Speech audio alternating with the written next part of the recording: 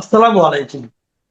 প্রিয় দর্শক, অন্য মঞ্চের আজকের আলোচনায় আমাদের অতিথি হিসেবে আছেন। জন্মের পর থেকে আওয়ামী লীগ কতবার নিষিদ্ধ হয়েছে?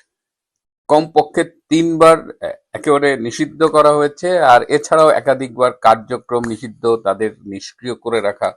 এগুলো আওয়ামী লীগের জন্য একদম নতুন কিছু না। এবারও এই যে ডক্টর ইউনূস গত বছরের 12ই মে যে সরকারি প্রজ্ঞাপনের মাধ্যমে আওয়ামী লীগের কার্যক্রমের উপরে নিষেধাজ্ঞা জারি করেছিলেন, সেটি চলমান রাখলেন বর্তমান বিএনপির তারেক রহমানের সরকার। আওয়ামী লীগের কার্যক্রম নিষিদ্ধ রেখে কার কতটা লাভ এবং কার কতটা ক্ষতি, আজকে সেটা নিয়ে আলোচনা করব। শেষ পর্যন্ত সাথে থাকবেন। আসসালামু আলাইকুম এবং আদাব। আপনারা ইতিমধ্যেই জানেন যে গত বুধবার 8ই এপ্রিল সংসদে সন্ত্রাস বিরোধী সংশোধনী বিল 2026 পাশ করা হয়েছে।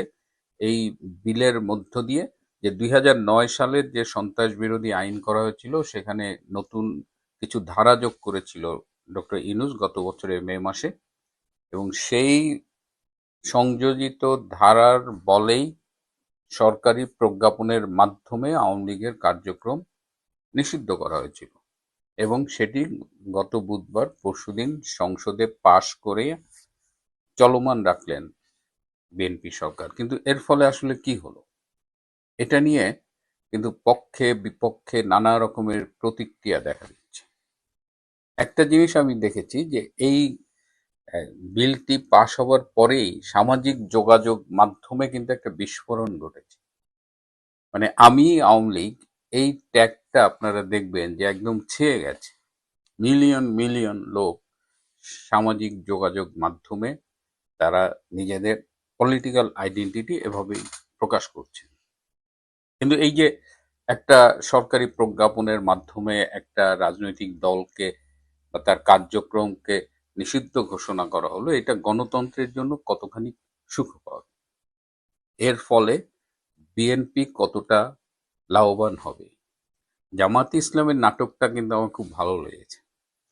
তাদের যে নেতা ডাক্তার শফিক, তিনি বলেছেন যে এটি নিয়ে একটু আলোচনা হওয়া দরকার ছিল। মানে মশকরার একটা সীমা থাকা উচিত। এই যে গত বছর মে মাসে যে নাটকটা স্টেজ করা হলো এনসিপি, জামাত, শিবির মিলে, যে আওয়ামী লীগের কার্যক্রম নিষিদ্ধ করতে হবে, আওয়ামী লীগকে নিষিদ্ধ করতে হবে, এসবই তো একটা পাতানো খেলার অংশ ছিল, এবং তার সাথে বিএনপিও জড়িত ছিল। সুতরাং এখন জামাত যতই বলুক এটি নিয়ে আলোচনা দরকার ছিল, এটি আসলে লোক দেখানো। বিএনপি যেটা করেছে, বিএনপি এটা নিয়ে এক এক সময় এক এক কথা বলেছে। তারা নির্বাচনে জয়লাভ করার জন্য আওয়ামী লীগ ভোটটাকে তাদের পক্ষে নিয়েছে, এই প্রতারণাটুকু করে। তারেক রহমান স্বয়ং নিজে বলেছেন যে তারা কোনো রাজনৈতিক দল নিষিদ্ধ করার পক্ষে না। আবার এই যে নির্বাচন, এই নির্বাচনে ডক্টর ইউনূস এবং জেনারেল ওয়াকার খান এমনভাবে গুটি সাজিয়েছিলেন যে জামাত নিশ্চিত ক্ষমতা যেত। তো সেই জায়গা থেকে বিএনপিকে এই 227 আসনে জয়লাভ করার মতো পরিস্থিতি তৈরি করা, এর পেছনে আওয়ামী লীগের অবদান অনস্বীকার্য। আওয়ামী লীগ এবং বিশেষ করে হিন্দু ভোটাররা, তারা ধানের শীষে ভোট দিয়েছে জামাত ঠেকানোর জন্য। এবং সেই সময়ের প্রচারণায় কিন্তু বিএনপির অনেক নেতাই, তাদের দেখবেন যে তারা কিন্তু আওয়ামী লীগের পক্ষে কথা বলেছে। এমনকি এই যে আইনমন্ত্রী, তিনিও নির্বাচনী জনসভায় বলেছেন যে তিনি রাজনৈতিক দল নিষিদ্ধ করার পক্ষে না। আওয়ামী লীগের নিষিদ্ধ করার পক্ষে যে রিট হয়েছিল অ্যাটর্নি জেনারেল থাকাকালীন, তিনি সেই রিটের বিরোধিতা করেছিলেন। তো এই সবই আসলে পাতানো খেলা আওয়ামী ভোটটা নেওয়ার জন্য। এখন কথা হলো, আওয়ামী লীগের নেতৃবৃন্দ কি এটি জানতেন না? অবশ্যই জানতেন। এবং কোন দিকে যাচ্ছে এটা সাধারণ নেতাকর্মীরা, আমরা হয়তো নানান সময়ে বিভ্রান্ত হই। আমরা হয়তো মনে করেছিলাম যে বিএনপি ক্ষমতায় আসলে হয়তো আমরা একটা চেঞ্জ দেখব, হয়তো আওয়ামী লীগের কার্যক্রমের উপরে নিষেধাজ্ঞাটা তারা তুলে নেবে। আমাদের অনেকেই মনে করেছিলাম যে গত প্রায় 17 বছর লন্ডন, একটা উন্নত দেশে নির্বাসিত থাকার ফলে তারেক রহমানের মধ্যে একটা পরিবর্তন আসবে। তারেক রহমানের মধ্যে একটা পরিবর্তন এসেছে, এটা সত্যি, কিন্তু এই পরিবর্তনটা বাহ্যিক। তিনি একটি সাদা রঙের জামা পরেন, তিনি একজন, আমরা নারী প্রধানমন্ত্রী দেখে অভ্যস্ত ছিলাম, যেখানে আমরা একজন পুরুষ প্রধানমন্ত্রী দেখছেন, তিনি কথা বলেন না, তিনি সংসদে চুপ করে বসে থাকেন। তিনি কেন কথা বলেন না এটা নিয়েও সমালোচকরা, নিন্দুকেরা অনেকে কথা বলে। তারা বলেন যে সম্ভবত একটা সংসদ নেতার যে নেতৃত্বের গুণাবলী থাকা দরকার, যে মেধা থাকা দরকার, যে দক্ষতা থাকা দরকার, যে দূরদর্শিতা থাকা দরকার, সেগুলো তারেক রহমানের আছে কি না। তিনি তো এই প্রথমবারের মতো এমপি নির্বাচিত হলেন, তো নিঃসন্দেহে তিনি অনভিজ্ঞ। তো এই এই তারেক রহমানের সীমাবদ্ধতাগুলো নিয়ে কিন্তু নিন্দুকেরা নানান আলোচনা করছে। এবং যে তারেক রহমান, যে বিএনপির জন্ম ক্যান্টনমেন্টে, যে বিএনপির জন্ম পাকিস্তানি গোয়েন্দা সংস্থা আইএসআই এর পৃষ্ঠপোষকতায়, সেই বিএনপি ভারতের সাথে একটা আন্ডারস্ট্যান্ডিং করে এবারে নির্বাচনে ক্ষমতায় আসছে। এইটা কিন্তু একটা জটিল সমীকরণ। ভারতও জানে যে বিএনপি কি করতে পারে, পাকিস্তানও জানে বিএনপি আসলে কার। সুতরাং এই যে রাজনীতির একটা খেলা, এই খেলায় মানে আমরা হুট করে কোনো কমেন্ট করতে পারি না। এবং এই জটিল মুহূর্তে যে বিষয়টা হলো যে আওয়ামী লীগের নেতা কর্মীরা একদিকে তারা মানে তাদের পলিটিক্যাল আইডেন্টিটি যেমন বোল্ডলি এক্সপ্রেস করতেছে সামাজিক যোগাযোগ মাধ্যমে, কথাবার্তায়। আওয়ামী লীগ এই নিষেধাজ্ঞার ফলে মনে হয় যে আরো বেশি এক সক্রিয় হয়ে উঠলো, আরো বেশি জোরালো একটা ভূমিকা নিল। আমার কাছে মনে হচ্ছে যে সাংগঠনিকভাবে আওয়ামী লীগের অনেক উপকার করা হলো।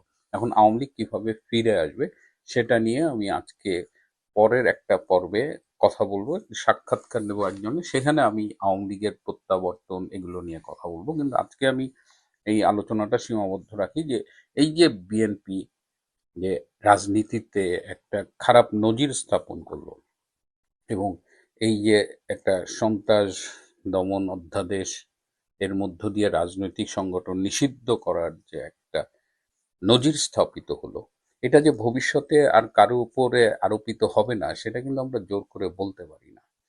যে দলটির সমর্থকের সংখ্যা 50%-এর বেশি বা 5 কোটি ভোটার অন্তত আওয়ামী লীগের সমর্থন করে, সেই সেই সংগঠনটিকে আপনি কাজ করতে দেবেন না এবং তার কোনো সাইড ইফেক্টস হবে না, তার কোনো খারাপ ইফেক্টস হবে না, সেটা গণতন্ত্রকে ক্ষতিগ্রস্ত করবে না, এটা না ভাবার কোনো কারণ নেই। বিএনপি যদি মনে করে যে তারা আজীবনের জন্য ক্ষমতা পেয়েছে, তাদের আর কখনো ক্ষমতা থেকে যেতে হবে না, আওয়ামী লীগকে নিষিদ্ধ করলেই আওয়ামী লীগ বাইরে থাকবে। আগামীতে স্থানীয় সরকার পরিষদের নির্বাচন আছে, সেই নির্বাচনে তারা আনচ্যালেঞ্জড নির্বাচিত হয়ে আসবে এবং তারা তখনও আবার দেখবেন যে দুর্জনের ছলের অভাব হয় না, তারা তখন আওয়ামী লীগের ভোট পাওয়ার জন্য আবারও চেষ্টা করবে। তো এই সব বিএনপির ক্যালকুলেশন, কিন্তু এই ক্যালকুলেশন গুলো অতীত অভিজ্ঞতায় দেখা গেছে যে সবই মানে কোনোটাই আসলে তেমন শক্তিশালী জোরালো যুক্তি না। আর আমার একটা দুঃখ হয় যে বিএনপি যতবার ক্ষমতায় এসেছে, ক্ষমতার থেকে তার প্রস্থানটা কিন্তু কখনোই স্মুথ হয়নি। 1981 সালের মে মাস মন্ত্রিপরিষদের একটা মিটিং হচ্ছিল। সেই মিটিংয়ে সেই সময়ের প্রধানমন্ত্রী শাহ আজিজুর রহমান বলছেন যে আমাদের একটা নিয়ম করা উচিত যে একজন পরপর 2বারের বেশি প্রেসিডেন্ট হতে পারবে না। তখন সেই মন্ত্রী পরিষদে যেসব ইয়াং মন্ত্রীরা ছিলেন, আবুল হাসনাত এবং অন্যান্যরা, তারা তীব্র প্রতিবাদ করে বলেছিলেন যে আমাদের নেতা, আমাদের প্রেসিডেন্ট জিয়াউর রহমানের বয়স খুব কম, তিনি আরো 30-40 বছর নিঃসন্দেহে রাজনীতি করবেন। সুতরাং কেন আমরা এরকম একটা 2 টার্মের বেশি কেউ প্রেসিডেন্ট হতে পারবে না এরকম একটা নিয়ম কেন আমরা চালু করব। দেখেন, তার 2 সপ্তাহের মধ্যেই জিয়াউর রহমান নিহত হলেন।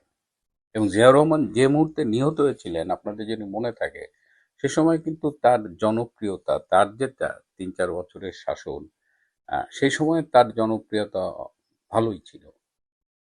হ্যাঁ, তিনি ততদিনে ধরেন কয়েক হাজার সৈনিককে হত্যা করেছে, বিমান বাহিনীর আর্মির সৈন্যদের হত্যা করেছে, তার হাতগুলো রক্তে লাল, স্টিম রোলার চালিয়েছে, আওয়ামী লীগারদের উপরে জেলখানা ভর্তি করেছে, বিরোধী দলীয় রাজনৈতিক নেতাদের দিয়ে কর্নেল তাহেরকে ফাঁসিতে ঝুলিয়েছে। তিনি একজন পঙ্গু মুক্তিযোদ্ধা ছিলেন এবং পঙ্গু হলে সাধারণত তাকে ফাঁসিতে ঝুলানো যায় না। তো কোনো কিছু তোয়াক্কা না করে নিজের ক্ষমতা যখন সংহত করেছেন, ঠিক 2 সপ্তাহের মধ্যে তিনি খুন হলেন। 91 সালের পরে যখন 96 সালে ক্ষমতা হস্তান্তর হবে, তখনও একটা আর্মি কুর একটা সম্ভাবনা তৈরি হয়েছিল।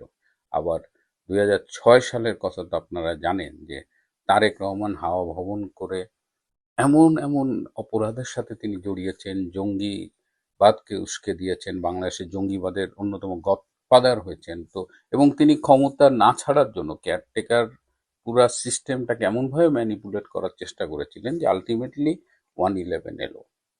এবং 111 এর পরে সবচেয়ে বেশি ক্ষতিগ্রস্ত হয়েছে যেসব রাজনৈতিক নেতা, তার মধ্যে তারেক রহমান নিজে একজন, এবং তিনি শারীরিকভাবে নির্যাতিত হয়েছেন, জেলে ছিলেন 1 বছরের বেশি। সো বিএনপি প্রতিবারই মনে করে যে ক্ষমতা তাদের জন্য চিরস্থায়ী হবে, তারা ক্ষমতা থেকে যাবে না। সো আগামীতেও তারেক রহমান যেভাবে আগাচ্ছে, এটা নিয়ে আমি আরেকদিন কথা বলবো যে তারেক রহমানকে আসলে কারা পরামর্শ দিচ্ছে। কিন্তু এখন এই মুহূর্তে বলতে পারি যে হানিমুন পিরিয়ড শেষ হয়নি। একটা রাজনৈতিক দল ক্ষমতা এলে সাধারণত ধরা হয় যে 100 দিন তার হানিমুন পিরিয়ড, কিন্তু তার 60 ডেজও হয়নি। যে এর মধ্যেই যেভাবে তিনি তালগোল পাকিয়ে ফেলছেন, এবং পাশাপাশি মানুষ মানুষ এখন কি চাইছে? মানুষ কি আওয়ামী লীগের কার্যক্রমের উপরে নিষেধাজ্ঞা চাইছে? না, মানুষ একটু তেল চাইছে, মানুষ একটু গ্যাস চাইছে, মানুষ একটু খাবার চাইছে। আর কৃষক আলু নিয়ে আসতেছে, দাম পাচ্ছে না, পেঁয়াজ নিয়ে আসতেছে, দাম পাচ্ছে না। জুন পর্যন্ত 6 লাখ টন সারের দরকার, সরকারের কাছে আছে 2 লাখ টন সার। রিজার্ভের উপরে প্রেসার পড়তেছে, তেলের জন্য, বিদ্যুতের জন্য ভারতের কাছে হাত পা ধরতে হচ্ছে। তো প্রায়োরিটি সেটিংসে বিএনপি ভুল করছে। বিএনপি সরকার, তো তারা তো সরকার, তো তারা তো বাংলাদেশ চালানোর দায়িত্ব পেয়েছে। সেই দায়িত্ব, সেই কাজগুলোকে তারা প্রায়োরিটি দিচ্ছে না। তারা এসব সস্তা, অপ্রয়োজনীয় এবং ঝুঁকিপূর্ণ কাজগুলো মানে কাজগুলো করছে। আওয়ামী লীগকে আওয়ামী লীগের এই কার্যক্রম নিষেধাজ্ঞা করে বিএনপি যে কি ভুলটা করলো, এর মাসুল বিএনপিকেই দিতে হবে, তারেক রহমানকেই দিতে হবে। আর এর জন্য গণতন্ত্র যে ক্ষতিগ্রস্ত হলো, সেটার সাফার করবে সমগ্র বাংলাদেশ। তবে এই দিন নয়, আরো দিনই আছে, এবং আওয়ামী লীগের যে কর্মী বাহিনী আছে তৃণমূলের, এই বাহিনীকে আসলে দাবায় রাখা যাবে না। এবং গত পরশুদিন থেকে যা আমরা দেখতেছি আমাদের চোখের সামনে সামাজিক যোগাযোগ মাধ্যমে, তাতে আওয়ামী লীগকে আসলেই দাবায় রাখা যায় না, যাবে না। প্রিয় বন্ধুরা, আজ এ পর্যন্তই। ভালো থাকবেন, সুস্থ থাকবেন, তার চেয়েও জরুরি হলো নিরাপদে থাকবেন। সবাইকে অনেক ধন্যবাদ।